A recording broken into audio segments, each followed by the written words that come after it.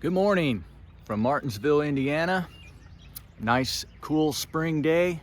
Going to give you a walkthrough of our latest build over my shoulder here. This is a 2009 Hummer H3T Alpha.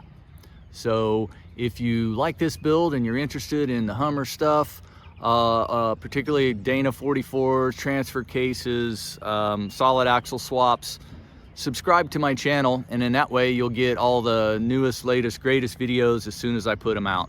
Lots of useful information there if you're into wheeling your Hummer. Let's take a closer look.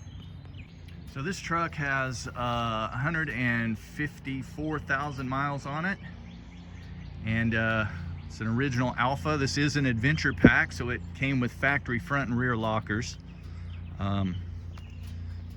I currently have the stock wheels strapped down in the bed because this truck is going to get delivered tomorrow back to its owner in New Jersey.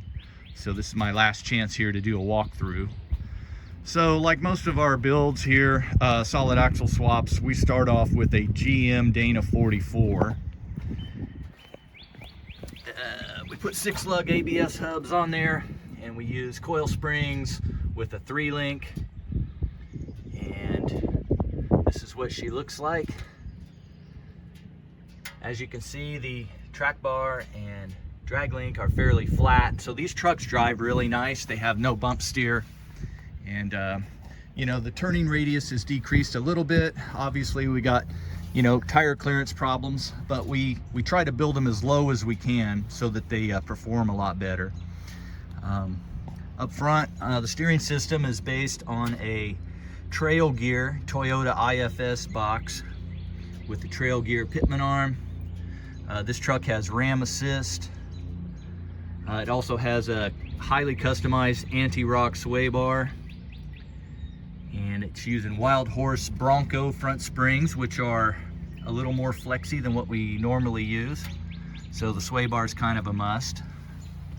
Additionally, the owner requested limit straps on the suspension, so there you can see that, and we have those on the front and rear suspensions. The shocks on this vehicle are Fox IFPs. They're a 10-inch travel. Here's a better shot at the limit straps, and the shock brackets and the coil buckets are both adjustable with these bolts here, so you can raise and lower both the shock travel and the vehicle ride height if you want to play around with different springs, different length shocks. Maybe you want to go a little wilder than what this one is set up. There's room to fiddle with all that.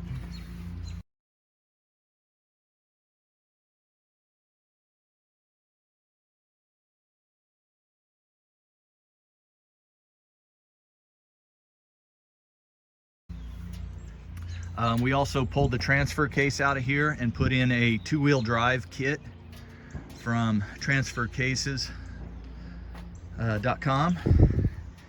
And George over there is a good guy for that. He can get you a kit if you're interested. And what it does is it removes the full-time 4-wheel drive and converts that to a 2-wheel drive mode, so that if you have worn hubs, you can unlock those and disconnect the entire front drive line, which is nice. Kind of turns it into old school Jeep or old school Chevy, Ford, Jeep, Dodge rig, like from the early 70s. So in the rear, again, we have 10-inch travel Fox IFPs.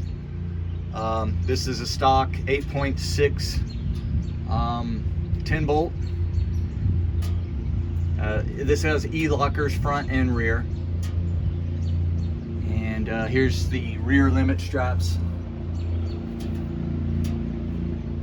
And this is airbagged. So the airbags that you have here are from a company called Vulcan, and they actually have an internal bump stop built into the airbags, which is something really nice.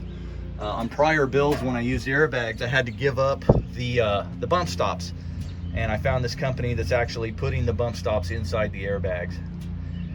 And we also put on a SUV sway bar. The H3T sway bars don't work really well because they are bent to clear the factory spare tire, which is normally right in this area. And because of that, when you wheel an H3T, it's very commonly a problem is that the sway bar actually folds up into this area and bends and breaks the brake lines. So by going to the SUV sway bar, that problem's eliminated. Of course, we have longer links. These are disconnectable. So the ride height that you see here is about 6 to 6.5 inches over stock. And this is about as low as you can build them due to the oil pan and the front axle. When you go solid front axle, you have to go up. So on the rear, what we do is we do a spring over on the rear leaf springs to get the rear end height up to par with the front solid axle height. So if you're a shorter person, you might need steps to get in and out of here.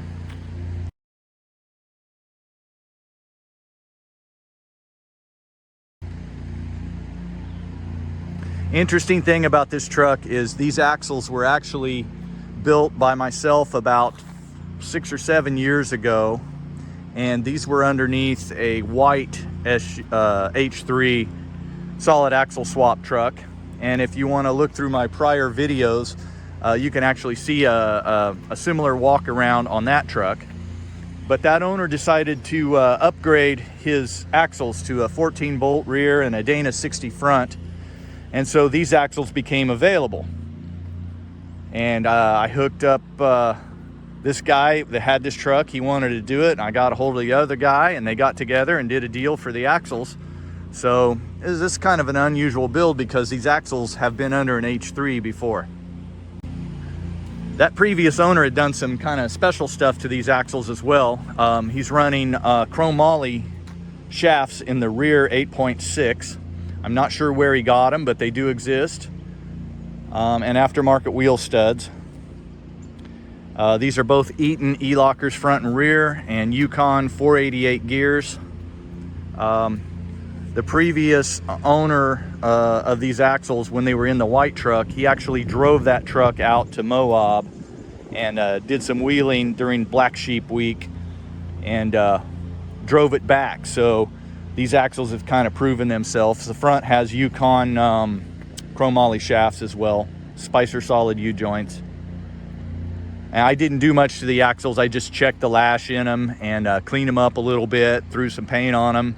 I think the front axle, I did put ball joints on one side.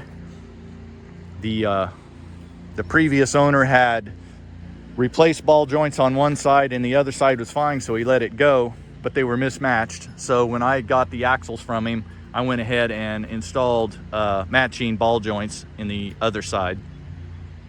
I'm not sure of the exact mileage on these axles. I'd say it's probably 10,000-12,000 miles on them, so they're really fresh and no issues whatsoever. This truck drives really nice. 488s in the Alpha work really well with 37s. You know, we're in kind of a hilly area here. If you live in the mountains or something, you might want to go 513s, but most of the Midwest, and I think New Jersey, where this truck is from, is fairly flat. So the 488s with the V8 will probably work just fine. Overall, I'd say overall this has been a really fun build, and it's a great running truck. Nice on the highway. I've actually driven this thing up to 85 miles an hour and took it on a 75-mile road trip 3 or 4 times. And other than putting gasoline in it, it seems to run pretty good. She's got a few leaks. At this mileage, the motor's leaking quite a bit. I fixed a leak on the transfer case. I think the power steering pump might be leaking. It's currently unavailable. So apparently by May 15th, Summit Racing is supposed to have some of those. So it's a very slow leak, hardly worth mentioning, but you know, as these trucks get older, that's just kind of the LS thing. They just start dripping. I don't know why, if it's possibly a PVC problem that these trucks have, because they don't really have a traditional PVC system. So maybe pressure or blow-by inside the motor causes them to leak more than your normal Chevy motor. I'm not real sure. but it's pretty common at this mileage that you get some drips. No dash lights on this truck. Works great. You know, ABS, StabiliTrak, all that stuff is still fully functional. And overall, pretty nice rig. So like and subscribe, and we're gonna move on to the next one. I've got a couple of these solid axle kits being assembled right now. And I plan to have them, you know, on the shelf, ready to be palletized and shipped if you want to do your own. Or you can send your truck here and I can do it for you. But yeah, if you're interested, check out some of my other videos. And happy wheeling.